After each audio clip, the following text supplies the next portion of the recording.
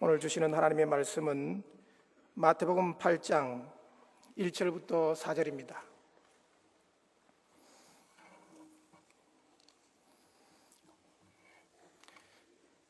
명절이나 절기의 끝날 마지막 날에 하나님의 역사가 강력하게 임했던 것을 성경에서 많이 봅니다.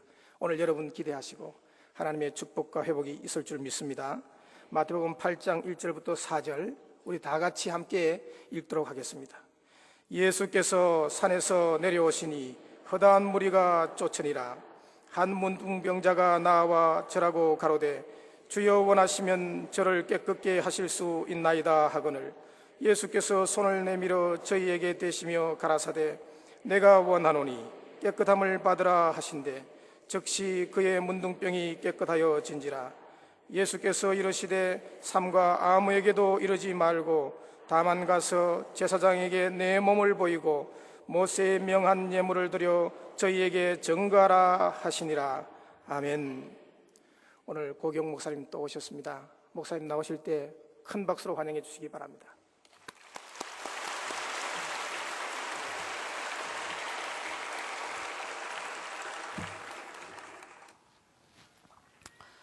우리가 어제 제가 전한 것 한마디로 하면 이거예요. 우리가 주님으로 말미암아 병을 낫는다는 것이 어쩌다 낫는 게 아니라 주님이 우리를 낫게 하기 위해서 값을 지불하셨다고.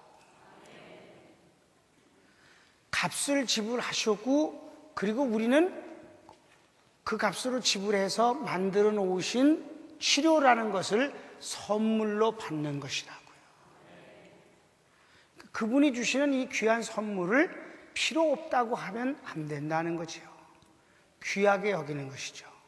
병이 나서 고통이 끝나고 약을 안 먹어도 좋고 병원에 안 가도 좋은 것도 사실이지만은 그보다 더 좋은 것은 치료의 주님이 내게 그런 선물을 주셨다는 사실이 큰 것이 아니겠는가. 아멘. 오늘은 정말 더 많은 분들이 우리 치료의 주님을 만날 수 있게 되기를 바랍니다. 어젠 조금 딱딱했었어요. 근데 오늘은 아주 재미있게 할 거니까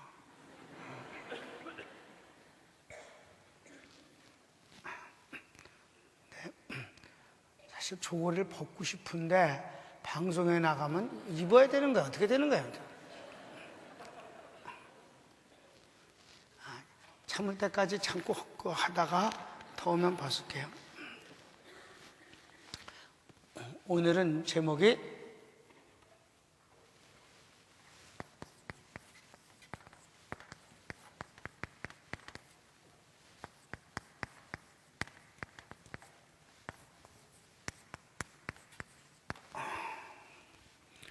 치료하시는 주님의 모습이에요. 여기서 모습이라는 단어가 나는 아주 미흡한데 뭐 좀 근사한 것을 찾을 수가 없어서 그냥 했어요. 제목이 어떻든지 그건 중요치 않아요. 여러분이 치료하시는 주님을 만나면 돼요. 먼저 성경의 공관복음서와 요한복음 그리고 사도행전엔 주님이 치료하시는 사건들이 아주 많이 나오는데 또 성경엔 무슨 단어가 많이 나오느냐 하면 기사와 표적이라는 단어가 나옵니다. 그럼 예수님과 사도들이 기사와 표적이라는 말씀이 나올 때 그건 뭐냐 하면 기사와 표적은 자연적인 어떤 기적도 있고 그리고 나머지는 병 고치고 귀신 추방하시는 거예요. 병 고쳐주시는 거예요. 그러니까 90% 이상이 표적과 기사는 병 낫는 거에 말씀하시고 몇 가지에 한해서 자연적인 이적이 기록되어 있는 것입니다. 먼저 우리 자연적인 이적을 한번 볼까요? 주님이 첫 번째 기적이 바로 그 자연적인 기적이죠. 물로 포도주를 만들어 주신 기적입니다. 또 바다를 잔잔케 하시는 기적도 있었어요. 그런데 자연적인 기적 중에 최고는 역시 오병이어의 기적입니다. 그것과 유사한 것으로 4,000명을 먹이신 것도 또 한 번 나타나고 있어요. 그리고는 별로 자연적인 기적을 찾기 어렵습니다. 나머지는 모두 다 병 고치는 것에 대해서 표적이라고 말씀하시는 것입니다. 나를 믿는 자는 이런 표적이 따르리니 곧 내 이름으로 귀신을 쫓아내며 병든 자에게 손을 얹은 즉 나으리라. 이 말씀을 마치시고 하늘로 올라가시다. 제자들이 나가서 복음을 전파할세 주께서 저희들과 함께 하사 그 따르는 표적으로 그들이 전한 말씀을 더 확실케 하였더라. 마가복음 마지막 부분입니다. 그 외에도 이 표적은 전부 그렇습니다. 처음 이제 교회가 탄생된 것, 오순절날 성령님이 오셔서 교회를 세우셨거든요. 그 초대교회의 모습을 기록할 때 첫 번째 특징이 사람들이 교회를 두려워하는데, 그 이유는 하나님께서 사도들의 손으로 기사와 표적을 많이 나타나게 하셨다라고 했는데, 그것이 곧 병 낫는 거였습니다. 아멘. 주님이 무슨 기사와 표적을 마술을 하시거나 그런 게 아니라 사람을 깜짝 놀라게 하시는 게 아니란 말이죠. 그런데 유대인들은 주님이 이 기적을 역사하시는 것에 대해서 보면서도 또 다른 기적을 자꾸만 요구했었어요. 근데 여러분, 성경에 유대인들이라고 혹시 이제 표현하는 그 사람들은 일반 국민들을 말하는 게 아니라 유대교의 지도자들을 유대인이라고, 특별히 요한복음에서 유대인이라고 그러면 그것은 종교 지도자들 또는 권력을 갖고 있는 사람들을 말하는 것입니다. 그네들이 언제든지 예수님께 표적을 보여달라고 계속 말합니다. 그런데 한 번도 주님이 그들이 요구할 때 표적을 보여주신 적이 없습니다. 그러니까 주님은 보여주시기 위한 기적은 행한 적이 없다는 것이지요.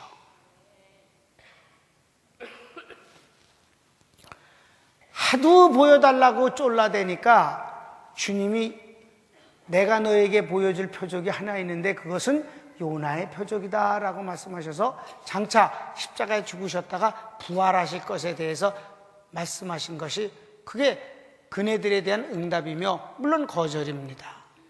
유대인들은 어찌나 표적을 구하는지 예수님 십자가에 못 박혀서 피 흘리고 계신데 거기 가갖고 내려오셔봐, 그러면 믿을게, 이랬다니까요. 만일 주님이 십자가에서 내려오셨다 손치더라도 그들은 안 믿어요. 표적이 주님이 그리스도이심을 믿게 만드는 것은 아닙니다. 그 주님의 표적은 이렇게 병 고침과 또 굶주린 사람들을 먹여주시고 그런 것들로 나타나고 있습니다. 그 모습이. 그러면 이제 주님이 표적을 통해서, 그러니까 이 치료는 표적이니까요. 주님이 이제 표적을 해주시는 것에서 어떤 모습을 우리가 확인하냐 하면, 주님을 찾아 나온 사람들은 실패가 없다는 것을 발견하게 됩니다. 여러분도 오늘 그것을 발견하시고 항상 주님을 찾게 되기를 바랍니다.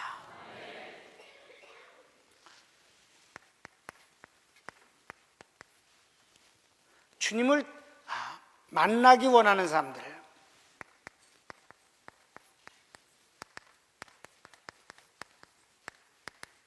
물론 왜 만나기를 원하겠어요? 주님의 뭔가를 혜택받기 위해서인 것이죠. 성경에 주님을 찾아 나와서 손해본 사람은 단 한 명도 없습니다. 원래 그런 것입니다. 히브리서 11장 6절에 보면 믿음이 없이는 하나님을 기쁘시게 못하나니, 바꾸어 말하면 하나님을 기쁘게 하시는 믿음은 이것이니 하나님께 나아가는 자는 반드시 거기 계신 분인 것과 만나 주시는 분인 것과, 쉽게 말하면 하나님을 기쁘시게 하는 믿음은 하나님께 나아가는 자는 그분이 날 만나 주시는 것과 또한 자기를 찾는 자에게 상 주시는 이심을 믿어야 할지니라.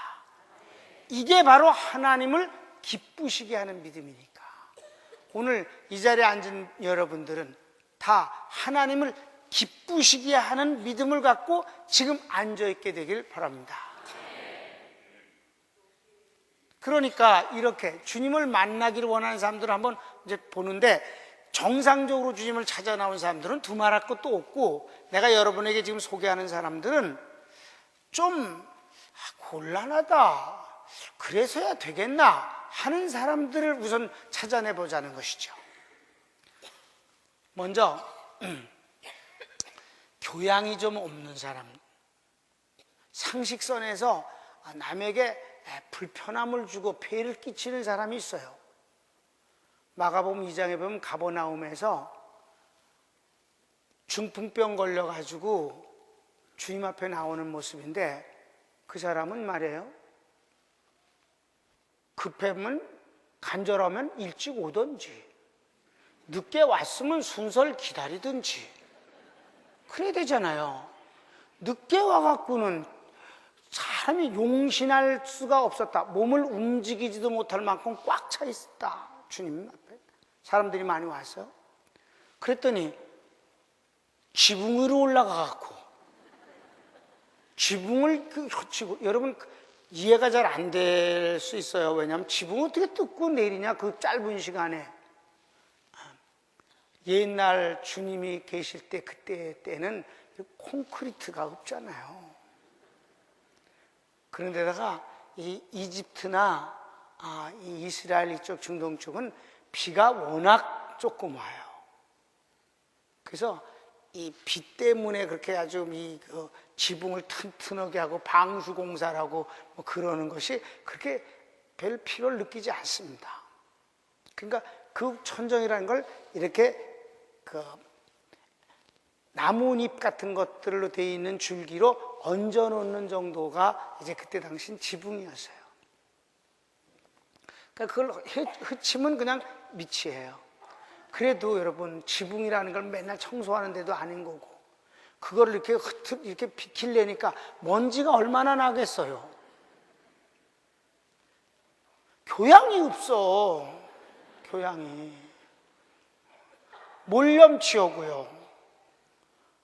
그런데다가 친구 4명이서 이 사람이 중풍 환자니까 꼼짝도 못 하잖아요. 근데 지금 들것에 누워서 있는데 뇌귀퉁이를 이렇게 끈을 해갖고 밑으로 내리는데 말이에요.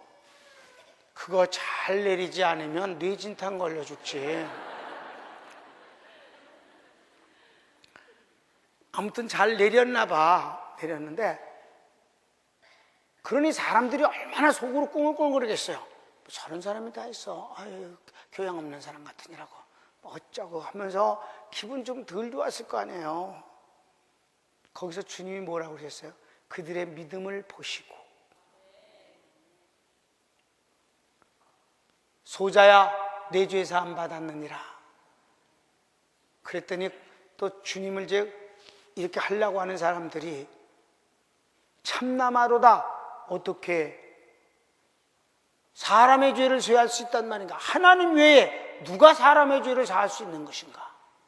어떻게 저렇게 함부로 말하는가? 속으로만 말했는데 주님은 다 아셨어요. 하나님이시니까. 그랬더니 주님이 말씀하셨어요.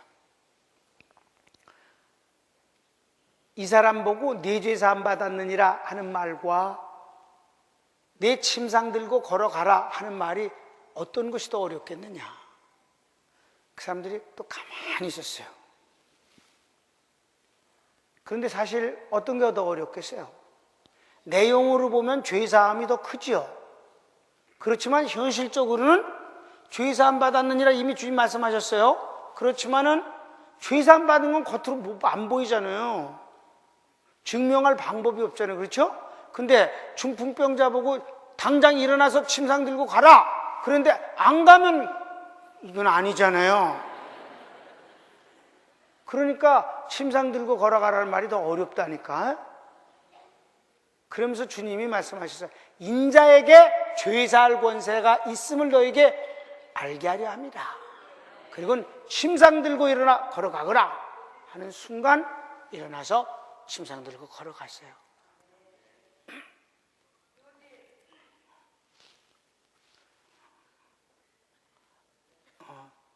또 하나 더 얘기해 줄게요. 이 사람은 교양 없는 사람인데 이 사람은 율법을 어기는 사람이에요. 오늘 본문에 여러분이 같이 보신 거예요. 죄송합니다. 문둥병 환자가 산상보훈 5장부터 7장까지를 산상보훈이라고 하는데 주님이 말씀을 하셨어요. 근데 이 문둥병자가 어딘가 숨어서 있어 들었던 모양이에요. 주님이 이제 말씀을 마치시고 8장 1절은 산상보훈을 마치고 내려오시는 길이에요. 근데 문둥 환자가 갑자기 주님 앞에 나타났어요. 그냥 그거는 율법을 어기는 것이에요. 문둥병은 이 전염성이 아주 강해서 격리 수용되게 돼 있고, 그리고 성경의 병 중에 두 가지 병은 종교적인 병이에요. 그러니까 직접적인 이 저주라고 보는 것이죠. 그래서 그 병이 낫고 안 낫고를 제사장이 하는 거예요. 의사가 하는 게 아니라. 문둥병은 병이 낫는지 안 낫는지를 판결을 제사장이 하게 되어 있습니다. 그런데 이제 문둥병자도 어디로 지나갈 수는 있잖아요. 근데 성한 사람이 있는데 자기가 거기 지나갈 수밖에 없을 땐 뭐라고 그래야 돼요? 화로라, 화로라. 그러면 저쪽에서 문둥이구나. 그래서 자신이 그 사람하고 접촉하지 않으려고 조심한다 이 말이에요. 그러고 지나가면 괜찮은데 화로라 그러지 아니하고 슬쩍 끼어서 있다거나 그러면 율법에 돌로 때려 죽이라 되어 있어요. 근데 이 문둥병 환자가 주님 앞에 확 가까이 와갖고 엎드리면서 주여, 주님이 원하시면 나는 깨끗한 바를 수 있습니다 라고 주님을 만나기를 원했어요. 나왔어요. 그때 주님이 뭐라고 하셨어요? 내가 원하노니 깨끗함 받으라. 어느 정도 원하신다고? 그 문둥이에 썩어가는 부분을 손에 대시고 안수하면서 내가 원하노니 깨끗함 받으라. 그가 깨끗해졌다 했습니다. 그러니까 주님이 내 몸을 제사장에게 보이고 모세의 명한 예물을 드리라. 아멘. 요번에는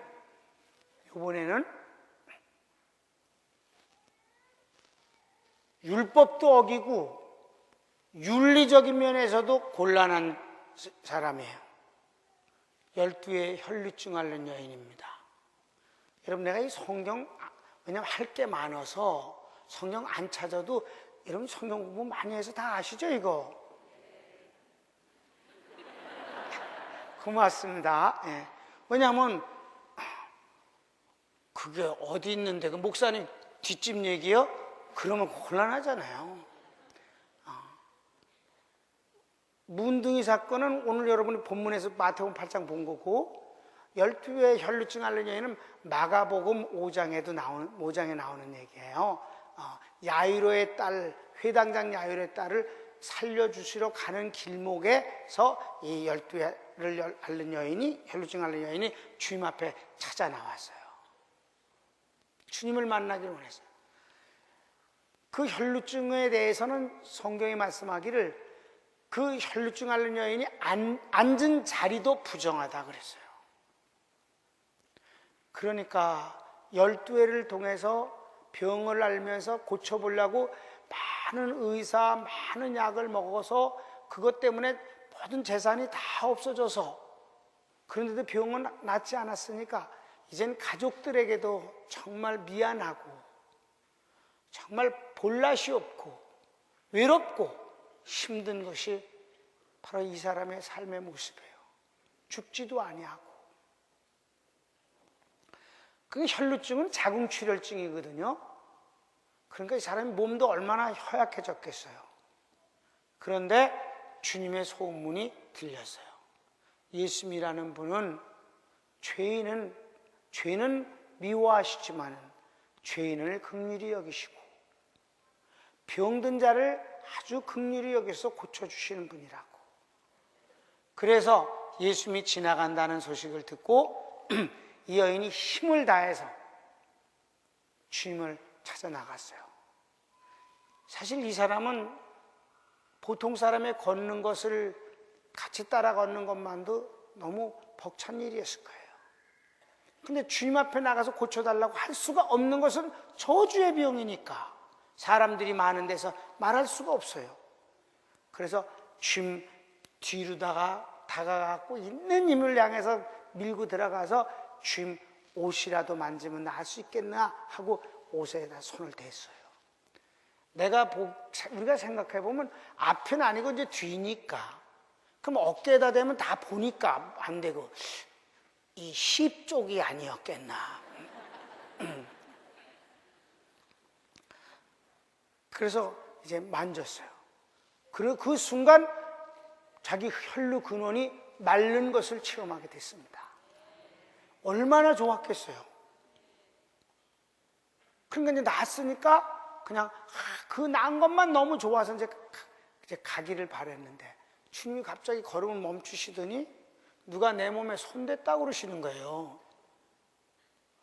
이 사람이 얼마나 가슴이 철렁 내려앉았겠어요? 자기가 몰래 한 건데. 그러니까 이것은 뭐예요? 율법도 어겼고 윤리적인 면에서도 지금도 좀 그런데 그때 당시에 남의 남자 궁뎅이 쪽에다 손을 댔다는 게 이게 보통 일이 아니잖아요, 여러분. 그런데 그냥 주님이 가시면 얼마나 좋아, 낫고 누가 내 몸에 손 댔다는 거예요. 그랬더니 그 여인에게 다행스럽게 배워놓는 사람이 하나 생겼어요. 제자 중에 하나가 주님, 이렇게 많은 사람들이 지금 주님을 옹이하고 있지 않습니까? 지금 야이로의 딸이 죽어가는데 고쳐주신다 그러니까 그 구경 가려고 같이. 옛날에 뭐 한 거 아니까 그것도 큰 구경거리니까 하여튼 주님이 가는 곳에는 막 무수한 사람들이 함께 몰려다녔어요. 지금도 이렇게 막 부딪혀 오지 않습니까? 밀리고. 그런데 손을 댔다고 그러십니까? 그러니까 주님이 아니, 그게 아니라 내 몸에서 능력이 나갔다. 주님은 그 여인이 고백하기를 기다리시는 거예요. 그랬더니 이 여인이 숨길 수 없음을 알고 콱 엎드려서 지금까지 자기가 12년 동안의 그 저주의 병을 알았다. 의원에게도 약에게도 아무런 도움을 받지 못했고, 그런데 주님 소문을 듣고 내와서 몰래 옷이라도 만지면 나을 것 같아서 그랬더니 혈루근원이 나았습니다. 그랬더니 주님이 뭐라고 하셨어요? 딸아, 안심하라. 내 믿음이 너를 낫게 했느니라. 평안히 갈지어다. 주님은 병만이 아니라 그의 마음에 평안함을 주시기 위해서 그걸 드러나게 해주신 것이에요. 그러니까 여러분, 일반인들이 찾아왔을 땐 두말할 것도 없고 이렇게 교양이 없는 사람, 질서가 없는 사람, 율법을 어긴 사람, 율법과 윤리까지 좀 그런 사람조차도 주님 앞에 나왔을 때 저희들은 그냥 가지 않았겠다. 주님은 그냥 보내지 않으시는 분이시다. 아멘. 이 사람의 경우는요, 지가 스스로 찾아온 건 아니에요. 어떤 여자가 있냐면 가늠하다 현장에서 잡혀온 사람이에요. 주님을 이제 넘어뜨리려고, 그죠? 주님이 모든 죄인을 용서하신다고 하는 분이고 구세주라고 하니까, 그러면 율법에 그런 사람은 돌로 때려 죽이라고 했는데 당신이 그럼 율법대로 하라 그러면 구세주가 못 되는 거고, 모든 죄를 용서할 수 있는 분이 못 되는 거고, 또 그를 용서해라 그러면 율법을 범하는, 어기는 사람이 되니까 해서 아주 꼼짝을 못하게 하려고 많은 작전을 세워가지고 그 여자를 잡아왔어요. 아, 그 사람들은 대단해. 어떻게 현장에서 잡았을까? 그래서 주님 앞에 강제로 끌고 왔어요. 이 여인은 너무 돌에 맞아 죽는 것은 고사하고 그 부끄러움이 정말 죽고 싶은 심정이고, 이미 반쯤 죽었지 뭐. 어떻게 하겠소? 하고 주님을 시험했어요. 그때 주님이 땅에다 뭐라고 쓰셨다고 그랬어요. 그걸 뭐라고 썼다 이렇게 유추하는데, 여러분 성경이 침묵했으면 그냥 우리도 침묵하는 게 제일 좋은 거예요. 괜히 공상을 해갖고 그럴싸하게 할 게 없어. 아무튼 뭘 쓰셨어. 그리고는 주님이 말씀을 자꾸 이것들이 재촉을 해. 어떻게 할 거야? 어떻게 할 거야? 막 그러고. 그러니까 주님이 말씀하셨어요. 너희 중에 죄가 없는 자가 먼저 돌로 치라. 이 먼저 시작하는 사람이 법적 책임자예요. 죄가 없는 자가 먼저 돌로 치라 그러셨어요. 그랬더니 저 연장자부터 시작해서 돌을 놓고 다 떠났다고 그랬어요. 이것도 여러분 주님이 카리스마가 강하니까. 카리스마가 뭐라 그랬어요? 성령의 은사. 고향에 가셨을 때도 이 고향 사람들이 예수님을 시기해갖고 또 자기네들을 무시했다고 그래갖고 자기 말 병 고쳐보라고 그랬어요. 거기서 가버나움에서 행한 일들을 한번 해봐라 막 그랬어요. 그게 뭔데? 병 고쳐보라. 우리 동네 와서도 병 고쳐봐라. 한 명도 안 고치셨어요. 이적을 보여달라고 그랬으면 안 하시는 거예요. 믿습니까? 제가 어제 조금 일찍 왔어요. 우리 존경하는 장로님이 부탁을 해서. 그래서 왔는데 이제 미리 이렇게 안수를 받기를 원하는 분들이 있었어요. 몇몇 분들이. 그분들은 이제 국가적인 일도 하셨고 존경받으실 만한 분들이에요. 근데 제가 안 했습니다. 그거 어려운 일 아니야. 내가 간단히 손을 들어서 기도하는 일이. 그분들을 위해서 안 한 겁니다. 그래서 내가 어제 그렇게 말했어요. 그분들한테. 나만이 되고 싶습니까? 엘리사가 나가서 환부에다가 손을 얹고 간절히 기도해 주기를 바랬다고 그랬는데, 엘리사가 그냥 요단강물에 가서 몸을 잠그라고, 일본 잠그라고 그랬을 때 나만이 얼마나 성질났어요. 가자고. 그랬더니 부하들이 참 지혜로운 사람들이에요. 그러니까 참모가 똑똑해야 실수가 돼도 제대로 되는 거예요. 그렇습니까? 이 멍청이 같은 것들이 옆에 있어갖고 그러면 이 사람들이 그렇게 말했어요. 주인님, 왜 화를 내십니까? 뭘 어려운 걸 요구했습니까? 만일에 금을 더 요구했다면 본국에 가서 더 가져오시지 않았겠습니까? 이를테면, 그 말은 없지만 더 어려운 걸 요구했으면 분명히 들었을 것입니다. 왜? 자존심이니까. 그냥 요단강 물에 몸을 잠그는 것이 그게 어렵습니까? 그때 이 나아만이 정말 깨달았어요. 지혜로운 사람이. 그래, 나는 장군 나아만으로 여기 온 게 아니라 문둥이 나아만으로 여기 오질 않았는가? 내가 병 낫기 위해서, 하나님의 은혜 받기 위해서 온 것이 아니겠는가? 그래서 가서 그러니까 벗어버리니까 멋있는 옷, 명마 위에 타고, 보검 차고, 그 신분을 보여주는 그 엄청난 장군복을 벗으니까 그냥 문둥이일 뿐이요. 불쌍한, 아주 처참한.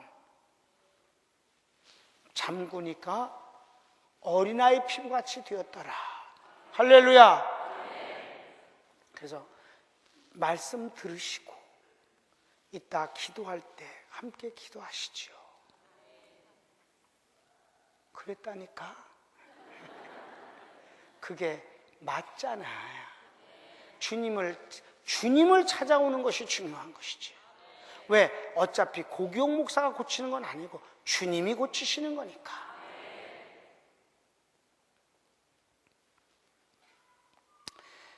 이 간음은 헌장 걸린 것들이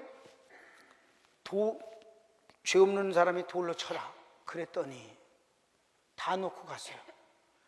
요즘은 죄 없는 사람이 돌로 쳐라 벌써 죽었을 거야. 다 던져서.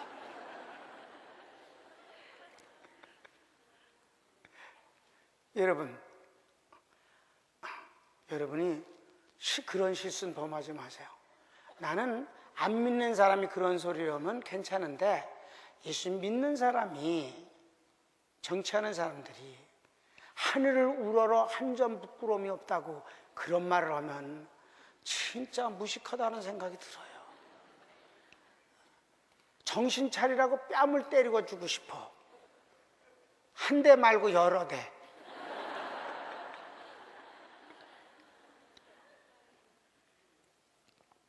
여러분, 우리는 다 죄인이에요. 주님의 은혜로 사는 것이지요. 아무튼 지금까지 뭐예요? 주님께 찾아 나온 사람들은 실패한 사람이 없다. 근데 찾아 나오되 어떻게 나와야 될까? 사모함과 의지함과 믿음으로 나오는 것이 중요하다는 거죠. 그런 사람은 주님이 꼭 은혜를 주십니다.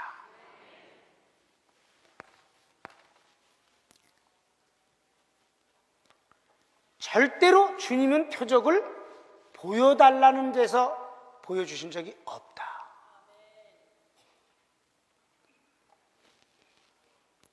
두 번째 말씀을 드리는 내용은 이거예요. 그럼 주님이 이 표적과 기사를 일으키실 때 어떤 마음인가? 주님의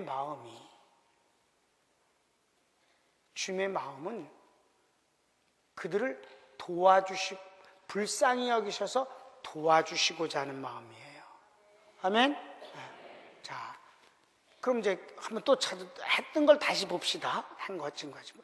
이번엔 주님의 지금 1번 본 건 그들의 형편을 본 거고 2번은 그들을 대하신 주님의 마음을 보자는 말이에요.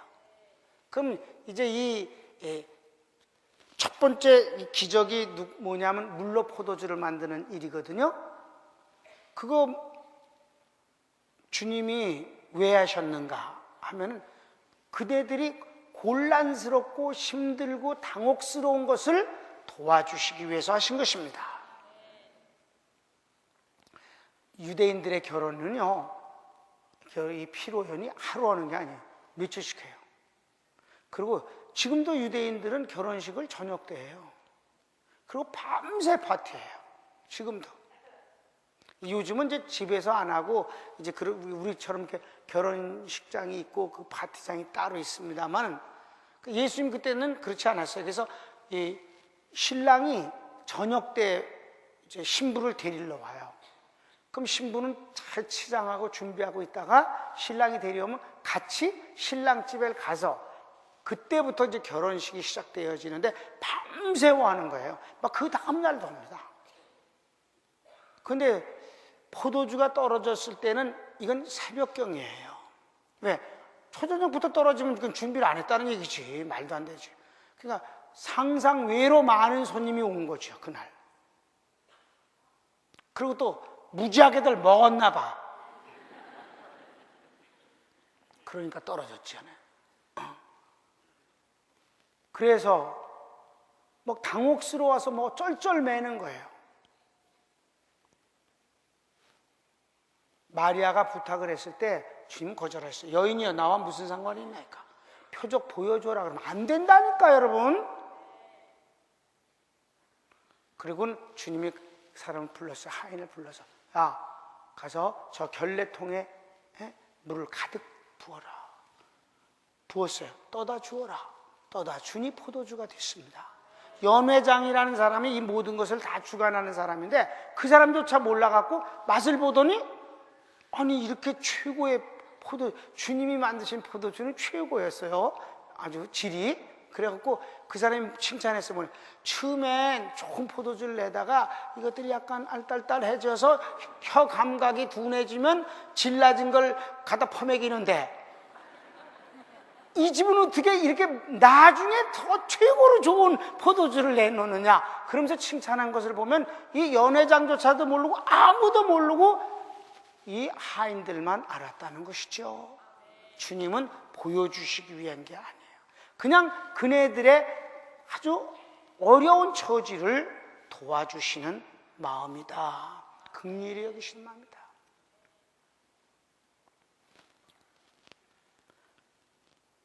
오병이의 기적의 현장을 한번 가볼까요? 주님이 많은 사람들에게 말씀을 증거하셨는데 거기는 이제 광야, 아주 깊은 광야는 아니지만 초입구입니다. 그러니까 동네에서 많이 떨어졌어요. 거기서 말씀을 증거하시다 보니까 점심시간이 이미 지났어요. 확 지났어요. 저녁이 가까워요. 그러니까 이 사람들이 그때 식민지니까 너무너무 가난하고 먹을 것도 없는데 이제 점심시간이 확 지났으니까 말씀을 맞추셨는데 저희들이 이제 돌아가려면 늦은 시간에나 도착할 거예요. 집에를. 길이 멀으니까. 그래서 주님이 말씀하셨어요. 저희들에게 먹을 걸 주라. 제자들에게. 그러니까 빌립이 아주 똑똑해요. 이제 대답을 하는 거예요. 주님, 이 숫자 좀 보세요. 이 숫자를 다 배불리 먹이려면 200데나리온 정도가 돈이 필요합니다. 그러니까 하루 1데나리온이 하루 일한 돈이에요. 그러니까 굉장히 많이. 남자만 5,000명이라 했으니까 그때도 여자가 더 많았어요. 지금처럼 더 많았어요. 그리고 200데나리온이나 필요합니다. 그런데 주님이 꼼짝도 못하는 이론이에요. 200데나리온이 지금 어디 있어 돈이. 200데나리온이 필요합니다. 200데나리온이 있으면 뭡니까? 떡집에 가서 맞춰야죠. 떡집에서 200데나리온어치를 만드는데 며칠 걸리겠습니까? 그걸 배달하러 오려면 이 사람의 10분의 1쯤 인부가 필요한데 배달을 하려면 한 달 걸릴 겁니다. 물론 그런 말은 없어요. 내가 그냥 한 거예요. 무슨 말이에요? 불가능하다는 얘기죠. 그죠? 불가능하다는 얘기를 아주 똑똑하게 잘했어. 그리고는 뭐라 그랬어요? 결론을. 배가 좀 고프긴 하지만 빨리 가서 집에 가서 먹는 게 제일 좋은 방법입니다. 각자. 아주 똑똑하고 옳은 말이죠. 그렇습니까? 진짜 옳은 말이에요. 그런데 주님은 그거 몰라서가 아니에요. 주님의 마음이 문제예요. 지금 마음. 응? 주님 마음. 표적을 역사하시고 기적을 역사하시는 주님의 마음은 보여주시기 위한 것이 아니라 그 마음은 이렇게 말씀하셔요. 저희들이 길에서 기진할까 하노라. 난 먹여보내야겠다. 길 가다가 배고파서 저희들이 힘들고 쓰러지면 어떡하냐. 난 무조건 먹여보내야겠어. 이게 주님의 마음입니다. 네가 내가 원하느냐고? 물론 난 원한다. 깨끗한 받기를 원한다. 주님의 마음이에요.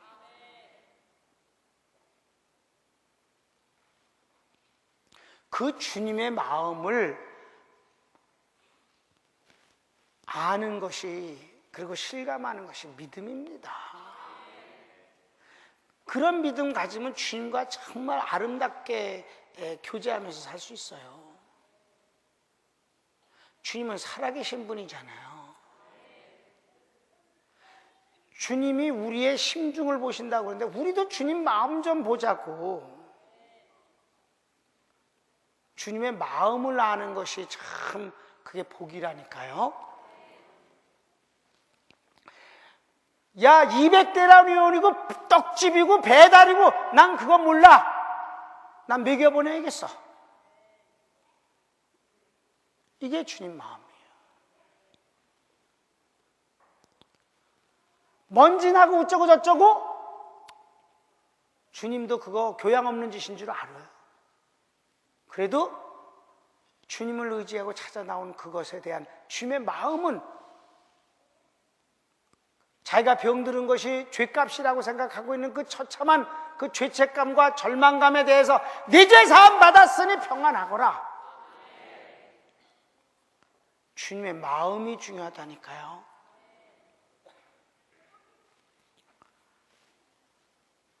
치료를 해주시는 모든 것은 다 주님 마음이에요.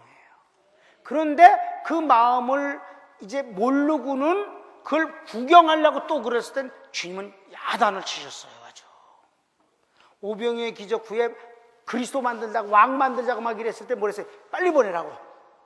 얼른 보내버리지 않았어요. 그 다음날 이 사람들이 많이 몰려왔어요.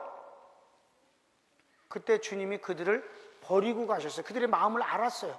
너희가 오늘 또 이렇게 온 것은 말씀이 생각나서 말씀 때문이 아니라 어제 먹은 그 떡 기적을 보려고 또 찾아왔다. 여러분 표적 주님이 일하시는 걸 구경하려고 하지 마시고 그걸 행하시는 주님의 마음을 보세요.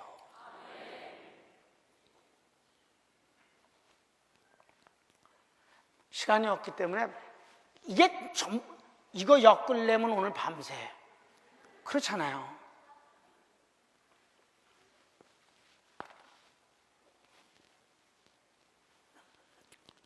주님 마음을 우리가 좀 더 구체적으로 이제 알기 위해서 여러분에게 말씀을 드리는 것인데 주님은 왜 그럼 이렇게 불쌍히 여기시고 고쳐주셔야만 되고 또 배고픈 거 그냥 보내실 수 없을까? 주님은 왜 그러신가? 그분은 동정심이 많으신 분인가? 그분 본래 착해서 그럴까? 왜 그럴까? 히브리서 4장 14절을 다 찾으세요.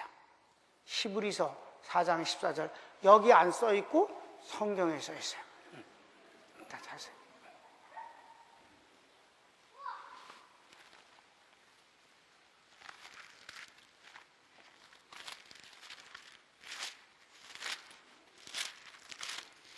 다 찾으셨어요?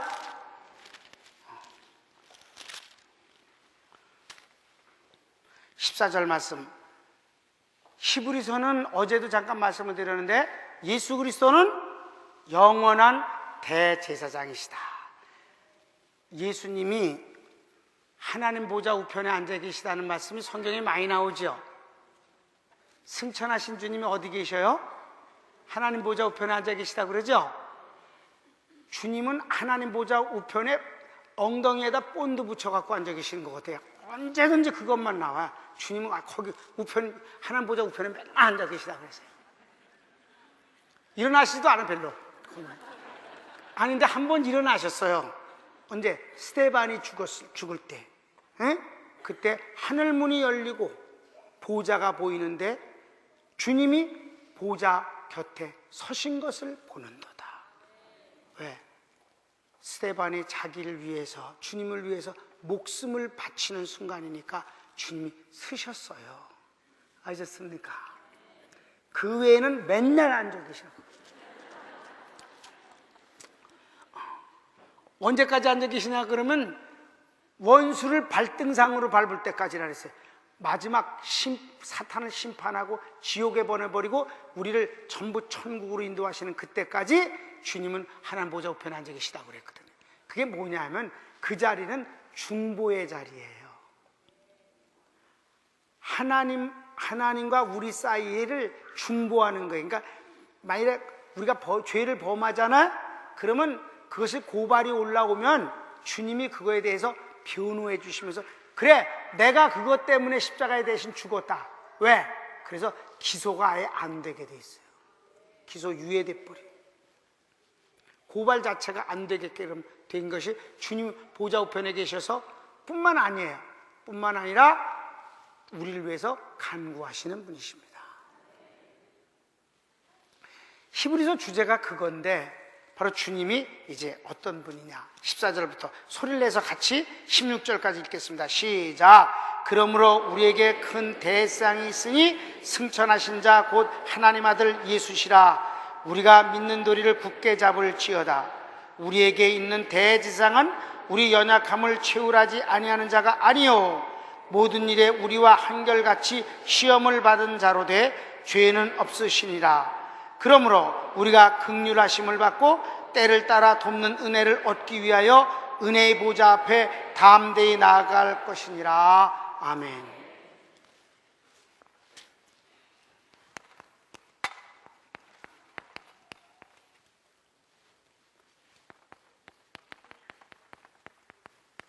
바로 이 최율이라는 이것이 주님의 마음입니다. 그리고 이 최율 때문에 모든 일이 일어나는 거예요. 근데 최율이라는 단어를 국어사전에다 찾아봐도 안 나와. 만들었어요. 이게 이 한국에서 이 성경을 만드는 사람들이. 네.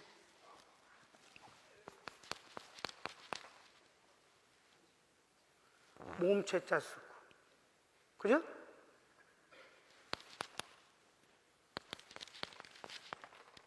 최율, 불쌍히 여기는 몸, 말도 안 돼. 여러분, 긍휼이라는 말은 아시죠? 불쌍히 여기는 거예요. 근데 최율은 몸이 근심하다는 뜻이, 쉴자는 근심한다는 쉴자잖아요, 그죠? 근심할, 몸이 근심이 이상하잖아요. 여기다 써드릴게요.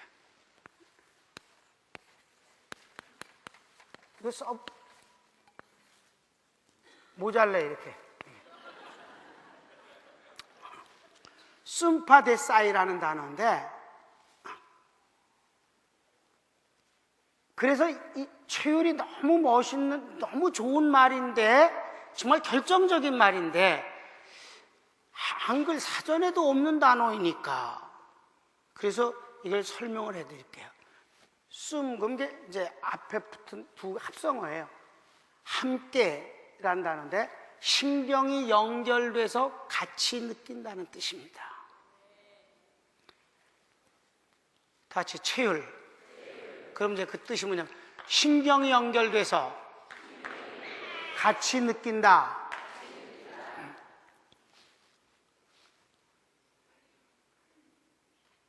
여러분이 긍휼히 여기세요, 죄를.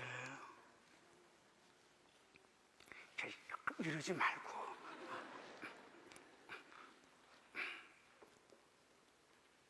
나는 이 최율이라는 단어가 너무너무 좋고, 이게 이제 무슨 말이냐면은, 신경이 연결돼서 같이 느낀다는 뜻인데, 우리 주님이 우리를 체휼하셔요. 이게 몸이 신경이 연결되는 곳에 어디가 다치면 그 연결된 부위가 다 고통스럽다는 그런 의미거든요. 그런데 그런 육체적인 거 말고 실제 마음도 그래. 마음이 어떠냐 하면은, 사랑하는 관계만 가능한 일입니다. 사랑하는 관계만 가능해. 사랑하는 사람이 아프면 육체는 같이 안 아플지언정 마음이 몹시 아프게 돼 있어요. 그렇습니까? 아들이 원하는 대학에 들어갔다. 아들놈보다 부모가 더 기쁠 수 있지. 그렇습니까? 더 자랑스럽고 더 기쁠 수 있어. 왜? 채우라니까. 자식이 어떤 슬픈 일을 당했다. 그 젊은 아기 엄마가, 아기가 자연유산이 됐어요. 그러니까 막 굉장히 이제 충격을 받았죠. 힘들어하고. 그런데 아기 엄마는 병원에 좀 있다가 그냥 나왔는데, 그 아기 엄마의 친정 엄마는 병들어 버렸어요. 더 심하게 알았다고요. 그 딸이 얼마나 가슴 아플까를 생각해갖고 아주 속상하고 힘들어서 병이 났더라니까. 최율이에요. 믿습니까? 예수님은 여러분을 최율하는 분이에요.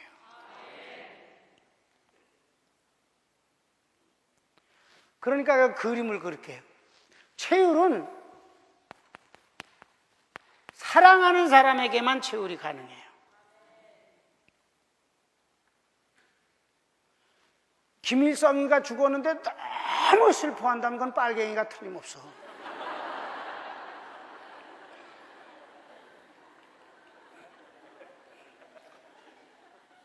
채울하니까.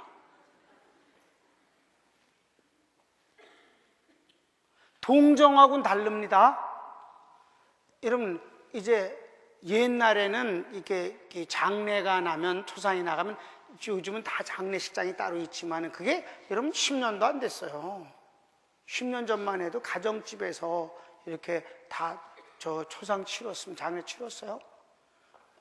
여러분, 나 시체 염 많이 했어요, 옛날에.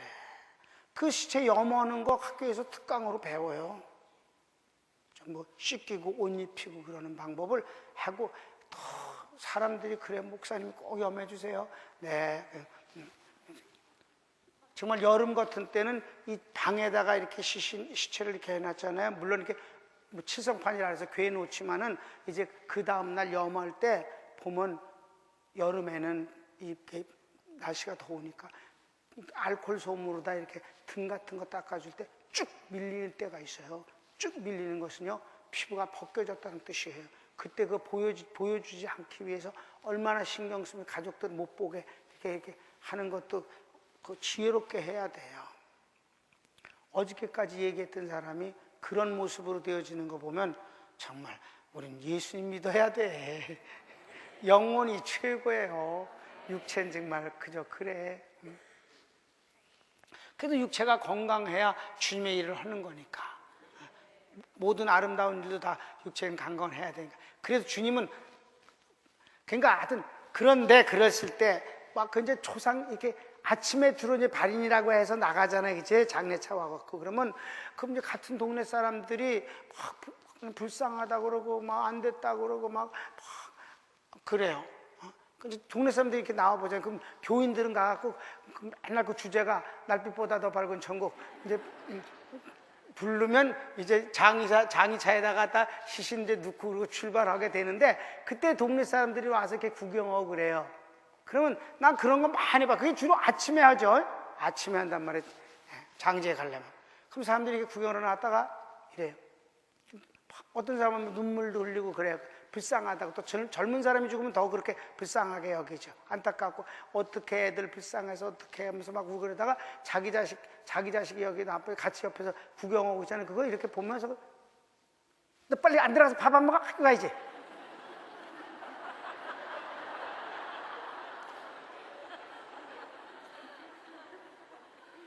그리고 얼른 데리고 들어가. 체율이 아니에요. 동정이에요. 알았습니까? 여러분이 그 교회 앞에 같은 데 이렇게 동정을 구하는 사람들한테 뭐 주지만 체율은 아니지. 주님은 우리를 동정하는 분이 아니에요. 체율하는 분이에요. 뭐 하는 분이야? 체율이라. 그러니까 젊은 친구들이 성경을 읽을 때 체율이라는 말을 어떻게 이해하겠는가? 그러니까 이 좋은 복음이 참 이거 어떻게 하면 좋을까 하는 생각도 사실 나요. 정말 좋은 단어가 뭐 없을까? 이 숨파데사이라는 이것을 우리나라 말로 할 수 있는 좋은 말이 없을까 하는 생각이 나요. 근데 사랑을 하면 뭘 한다고요? 체휼을 해. 어쩔 수 없어요. 이건 어쩔 수가 없어요. 같이 느끼는 거니까. 그래서 하나님이 이처럼 사랑하사가 바로 체휼이라고, 사랑하기 때문에 체휼이라고요. 그건 슬픈 사랑이라고. 믿습니까? 체휼하니까 어떻게 돼? 끝도 이건 중단될 수가 없어요. 그래서 주님이 십자가를 앞에다 놓으시고 할 수만 있으면 이 잔이 그냥 지나가길 원합니다. 그런데 원대로 마옵시고 아버지 뜻대로 없어서. 그때 주님이 뭐라 했어요? 내가 이미 영광을 받았고 또 영광을 받으리라. 무슨 말이에요? 주님이. 아니 예수님이 마구간에 태어났을 때 영광 받으셨다고 천군 천사들이 막 천국 저기 하늘에서 막 이 빵빠레를 울리고 야단했어요. 주님이 마구간에 태어난 게 그렇게 하나님의 영광이래. 왜? 그걸 통해서 하나님의 사랑하는 백성들을 구원하시려니까. 내가 영광을 받았고 처음에 임마누엘 하실 때 또 영광을 받으리라. 너 십자가의 죽음으로 내가 내 채우라는 내 백성들을 구원할 것을 인하여 영광을 받으리라. 아멘. 그래서 엘리 엘리 라마 사박다니, 나의 하나님 나의 하나님 어찌하여 나를 버리시나이까. 그렇게 처참하게 버리시나이까. 그래서 바로 여기에 채우라기 때문에 구원하기 위해서 담당을 하는 거예요. 어저께 했습니다. 어제 담당 갖고 막 꽉 찼잖아. 다시 담당 뺏어서 처리하셨어요. 인자라 이 말이에요. 인자. 담당을 그래서 사랑을 하시니까 채우라고, 채우라니까 채찍에 맞음으로 너희는 나음을 입었도다. 내가 네 그 병을 고치기 위해서 내가 그 값을 지불하겠다라는 말씀이옵시다. 채울이에요. 여러분, 바로 치료하시는 주님의 모습이 주님이 우리를 사랑하기 때문에 채울하신다. 예수님이 바울을 회개시키실 때 다메섹 도상에서 나타나셔서 하시는 말씀은 뭐예요? 사울아, 사울아, 너 왜 나를 핍박하느냐? 여러분, 예수님은 부활 승천하셔서 하나님 보좌 우편에 앉아 계시다고 지금. 핍박을 뭐 어떻게 해? 할 수가 없죠. 예수님 믿는 사람들을 괴롭히고 핍박했잖아요. 그죠? 근데 예수님은 왜 날 핍박하느냐고 그러시는 거예요. 채울하시는 분이시기 때문에 그런 것입니다. 어때요? 하나님이 여러분을 채울하시는 것을 믿을 수 있겠습니까? 다는 못 믿지 뭐. 그러니까 세상 사람들이 너도 이년아, 응? 자식을 낳아봐라.